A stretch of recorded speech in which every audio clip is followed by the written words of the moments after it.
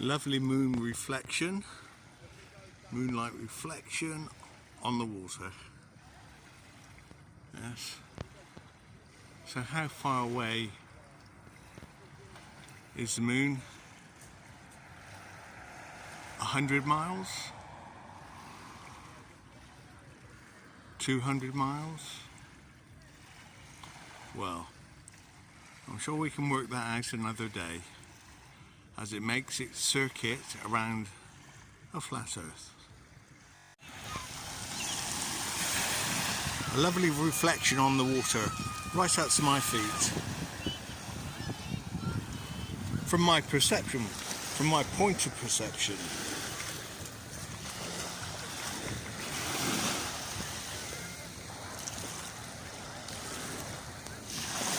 One, two,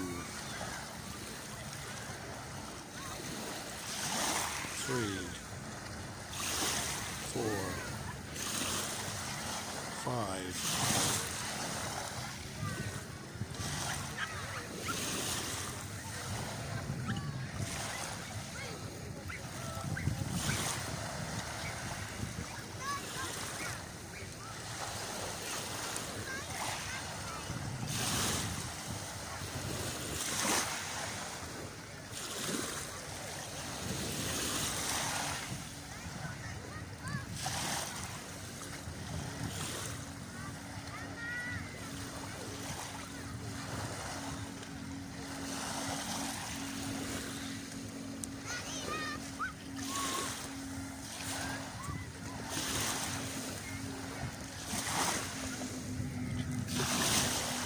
30.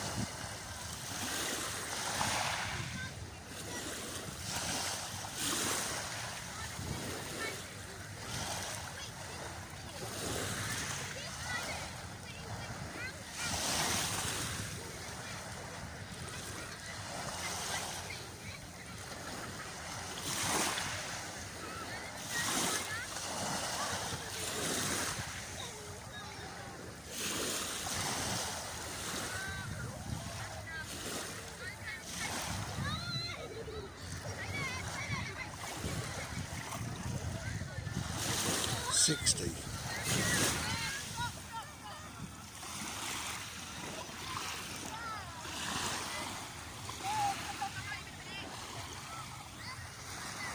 So there we have 60 natural seconds. Yes. So if the waves are the seconds of our natural clock, then the observer is like the minute hand.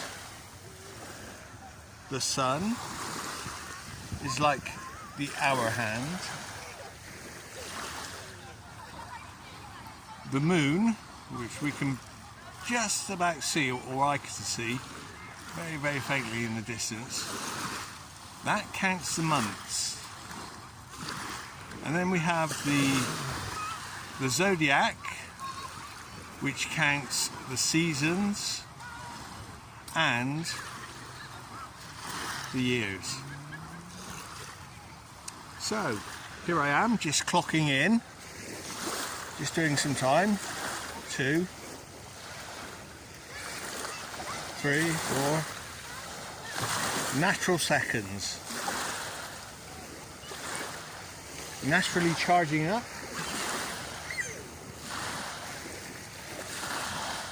in a natural world.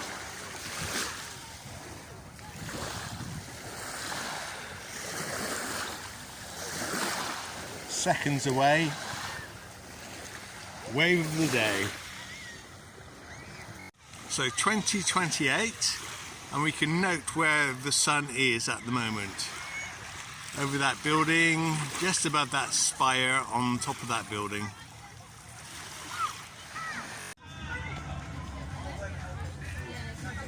So they've done this out quite well. Palm trees.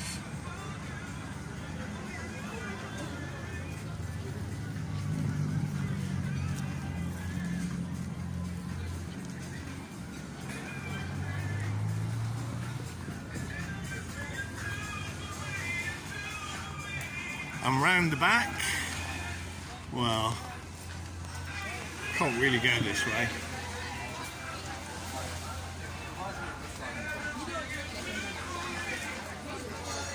Wonderful stuff.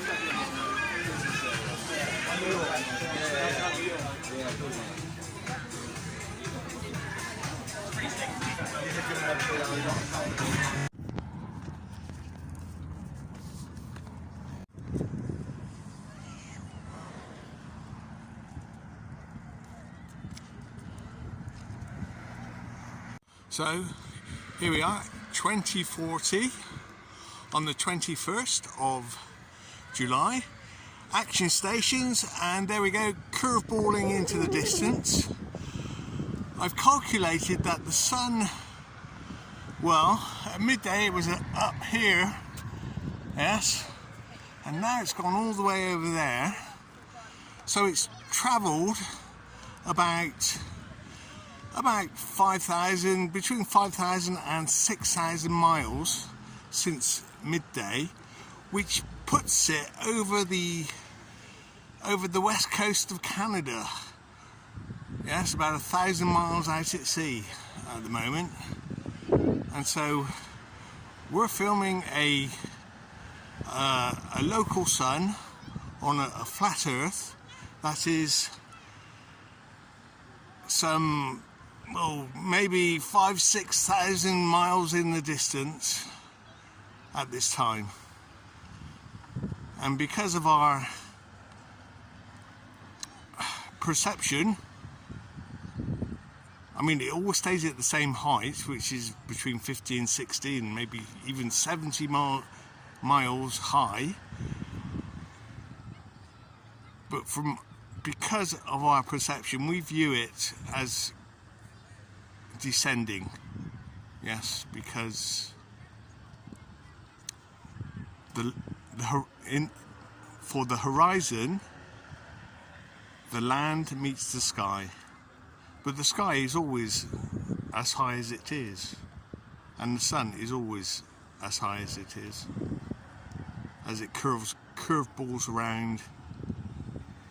At this time,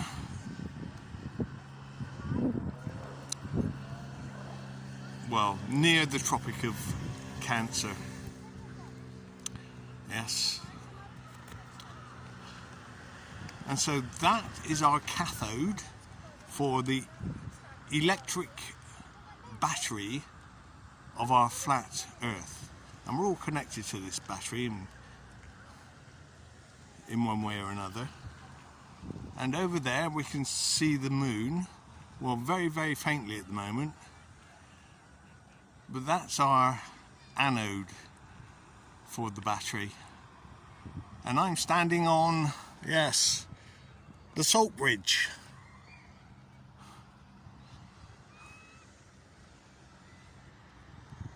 So 2043, and note the position of the sun above the objects on the horizon, above that slanting roof building, above those what look to be some sort of antennas.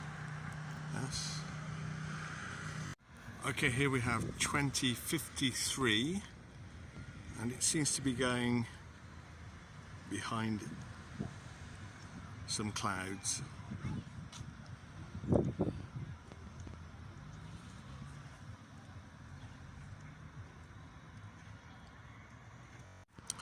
So here we are, 2058, and that's some 15 minutes since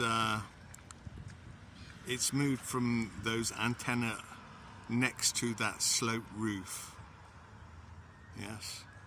Now, calculating the speed to be about 650, it's probably more like 660 today. But calculating that, its circle is between 15,600 miles and 16,000 miles in one day at this time. And we are watching it in the last moments before sunset, which is at 21:05 this evening. So it's going to disappear from our view a bit to the left of where we saw it last night. And I will be putting last night's video in the description under the video on YouTube.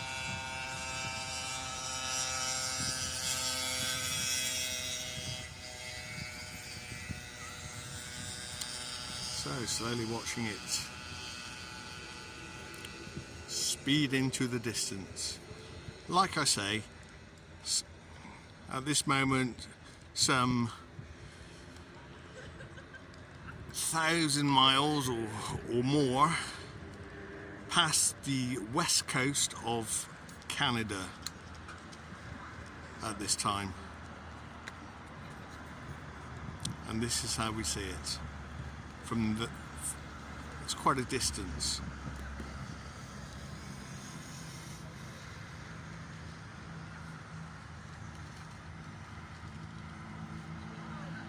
Of course, all my calculations should be checked and verified because they're all pretty approximative, based upon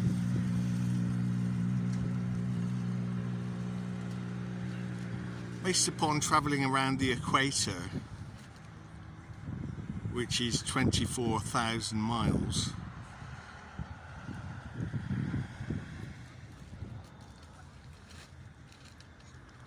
Which it covers in 24 hours. And up here it's a much smaller circle. The Tropic of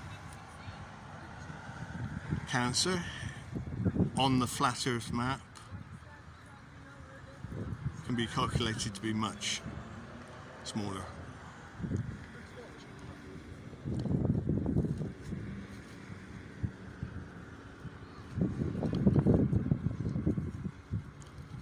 Now, to see the flat Earth map, you can simply go to my Facebook group, The Spiritual Journey 21. There is a link for it under the video.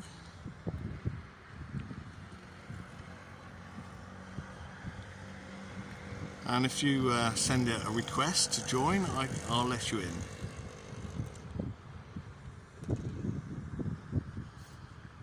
There we go, last moments. And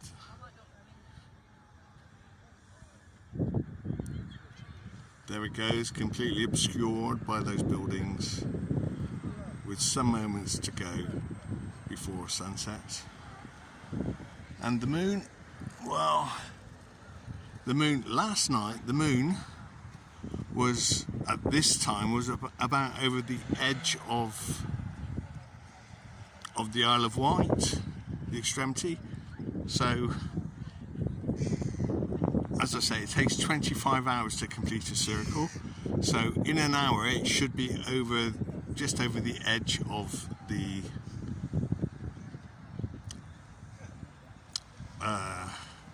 Isle of Wight. So here we go, this is the moment of sunset, which we know to be happening behind those buildings.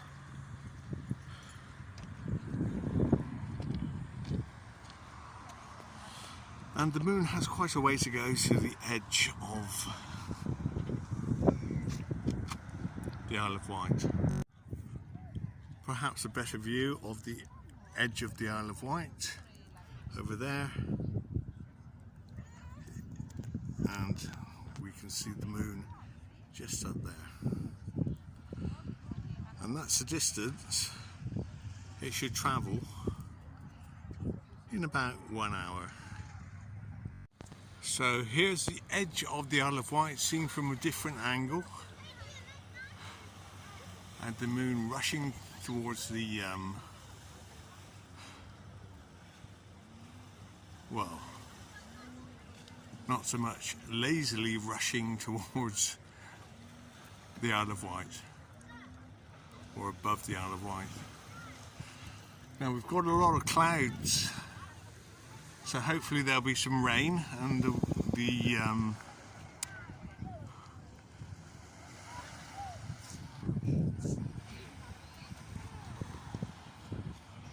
the grass will get some water.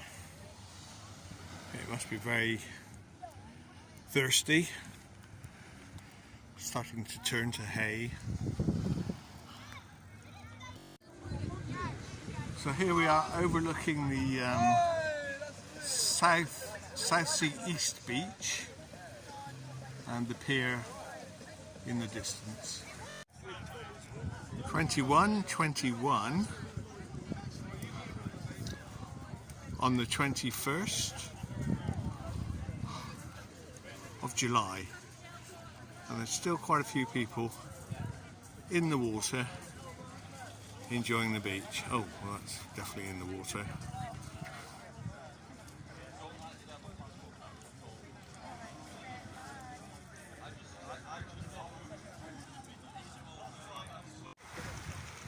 (21:23) and moonlight all the way to my feet on the water.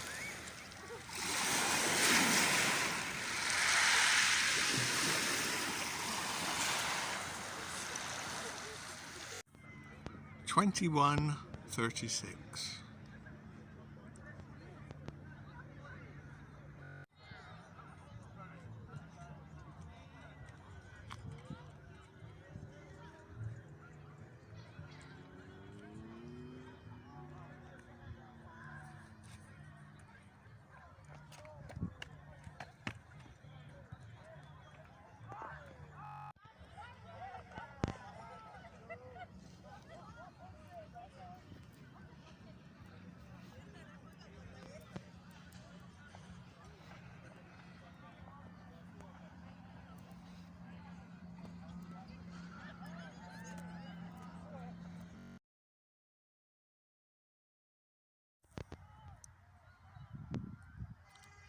Six minutes past 10, or 22:06. This is 1 hour after sunset, and as we can see, the moon has moved, and we can't actually see the edge of the Isle of Wight, but there are lights there that indicate that the edge is close, just beyond that last light, between the flashing green lights and the yellow lights. And so yes, the moon has moved quite a distance in the past hour. Now, how do I calculate the speed of the sun? As I say, the equator is a circle that is just over 24,000 miles in diameter. And so obviously the sun would have to travel at 1,000 miles an hour to get round that circle in 24 hours. But the Tropic of Cancer is much smaller, and the Tropic of Capricorn is much larger. The Tropic of Capricorn, according to the Flat Earth map, is some 49,000 miles, and I think it's 600 miles and 80 or something. Yes, and so that's how I calculate the speed of the sun. The speed of the moon is another matter, but the sun is not a physical object. It's a reflection of the real sun, which is outside of the dome, according to the flat earth model. Yes, and the dome is made of frozen oxygen, which gives it that blue tint that we are used to seeing a blue sky.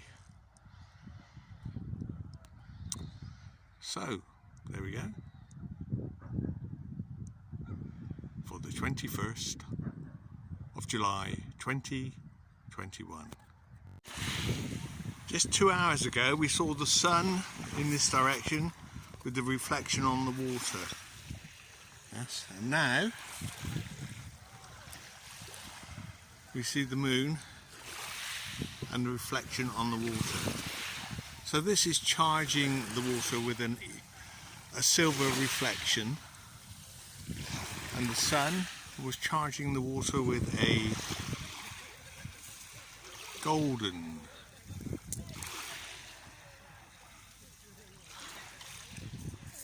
reflection.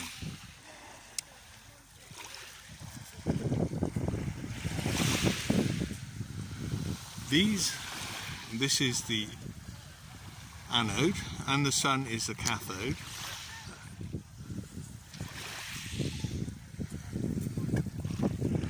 And so what we have is a natural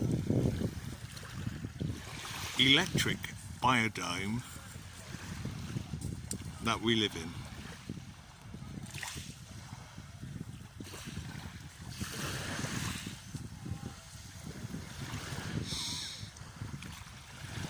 With fresh air and chemical processes happening night and day, seas warming up, salt water, fresh water, nitrate, sulfur, volcanoes, an electric biodome created, according to the Bible, by the word of God, or the word of the Creator, its resonance and frequency and sound, separating the waters from the waters,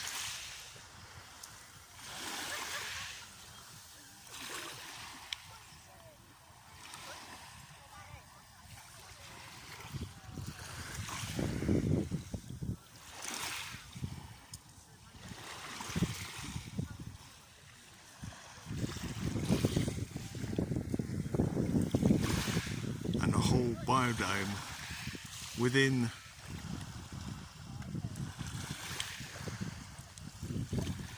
the Arctic, rather the Antarctic Circle,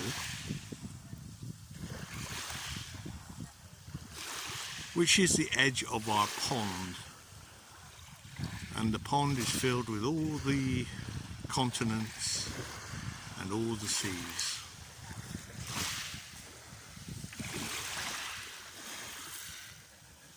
And so from this refinement process, we can recharge our electrical bodies for the next step in our spiritual journey. And if you want to know more of that, you go to the Facebook group, The Spiritual Journey 21, and the link is in the description under the video, and that's the bottom line of the description.